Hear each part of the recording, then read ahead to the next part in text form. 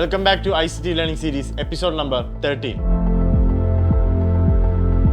കഴിഞ്ഞ രണ്ട് എപ്പിസോഡുകളിലായിട്ട് internal range liquidities ആയ ഓർഡർ ബ്ലോക്ക്, ബ്രേക്കർ ബ്ലോക്കിനെയൊക്കെ പറ്റിയാണ് നമ്മൾ ഡിസ്കസ് ചെയ്തുകൊണ്ടിരുന്നത്.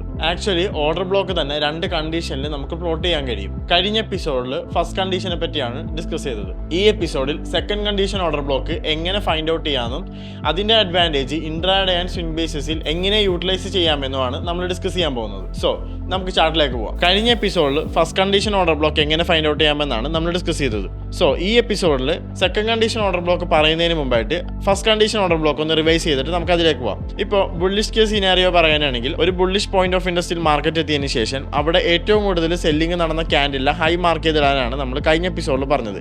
ആ ഹൈ എപ്പോഴാണോ പൊക്കത്തേക്ക് സക്സസ്ഫുള്ളി ഒരു ബ്രേക്ക് കിട്ടുക, ആ ബ്രേക്ക് കിട്ടിക്കഴിഞ്ഞാൽ ആ ഒരു ഏറ്റവും കൂടുതൽ സെൽ ഓഫ് ആണെന്ന ക്യാൻഡിലേക്ക് നമുക്ക് ഫസ്റ്റ് കണ്ടീഷൻ ഓർഡർ ബ്ലോക്ക് ആയിട്ട് നമുക്ക് എടുക്കാൻ പറ്റുക. സോ ഇവിടെ ചെറിയൊരു വ്യത്യാസമുണ്ട്. ഇവിടെ നമ്മൾ നോക്കുന്നത് ഈ ഒരു ക്യാൻഡിലിന് ഇവിടെ കാര്യമായിട്ട് ഗ്യാപ്സും കാര്യങ്ങളൊന്നുമില്ല. അതായത് ബ്രേക്ക് സംഭവിക്കുന്ന ടൈമിൽ ഇവിടെയുള്ള ക്യാൻഡിൽസ് എല്ലാം ക്ലോസ്ഡ് ആണ്. മീൻസ് ഇവിടെ ഫെയർ വാല്യൂ ഗ്യാപ്പ് എന്നുള്ള കൺസെപ്റ്റ് ഇവിടെ ഇല്ല. സോ അതുകൊണ്ട് തന്നെ ഇതുപോലെയുള്ള ഓർഡർ ബ്ലോക്കിന് നമ്മൾ ആക്ച്വലി ഓർഡർ ബ്ലോക്ക് വാലിഡേറ്റ് ചെയ്യാൻ ഇതിൻ്റെ ഹൈ ആണ് നോക്കുക. പക്ഷേ ഇങ്ങനത്തെ കേസുകൾ നമ്മൾ എൻട്രീസ് നോക്കുന്നത് ഈ ഓർഡർ ബ്ലോക്കിൻ്റെ ഓപ്പണിംഗ് ഏരിയയിലായിരിക്കും. അതായത് ഈ ഒരു ക്യാൻഡിലെ ഓപ്പണിംഗ് ഏരിയയിലായിരിക്കും നമ്മൾ എൻട്രീസ് ആൻറ്റിസിപ്പേറ്റ് ചെയ്യുക. അതുമാത്രമല്ല, കഴിഞ്ഞ എപ്പിസോഡിൽ പറഞ്ഞതുപോലെ ഈ ഒരു ഓർഡർ ബ്ലോക്ക് ക്യാൻഡിലെ മീൻ ത്രഷോൾഡിലും അതിൻ്റെതായ റിലവൻസ് ഉണ്ട്.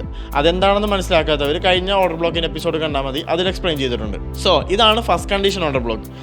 അപ്പോൾ എന്താണ് second condition order block? Second condition order block എന്ന് വെച്ചിട്ടുണ്ടെങ്കിൽ നമുക്കൊരു ടോപ്പ് ഡൗൺ അനാലിസിസ് തന്നെ നടത്താം. ഒരു ബുള്ളിഷ് POA, ഒരു ബുള്ളിഷ് പോയിന്റ് ഓഫ് ഇൻട്രസ്റ്റിൽ ഏറ്റവും കൂടുതൽ സെല്ലിംഗ് നടന്ന ക്യാൻഡിലിൽ ഹൈ മാർക്ക് ചെയ്തിടുക.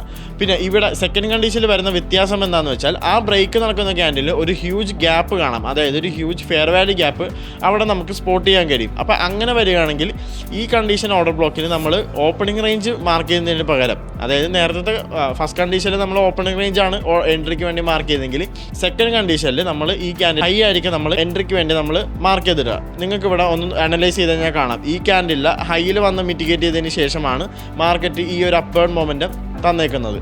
ഈ ക്യാൻഡിലെ ലോയിലേക്ക് മാർക്കറ്റ് വന്നിട്ടില്ല. സോ ഇതാണ് സെക്കൻഡ് കണ്ടീഷൻ ഓർഡർ ബ്ലോക്ക്. അപ്പോൾ നമ്മൾ ഓർഡർ ബ്ലോക്കിൻ്റെ ഫസ്റ്റ് കണ്ടീഷനും സെക്കൻഡ് കണ്ടീഷനും എന്താണെന്ന് മനസ്സിലാക്കി.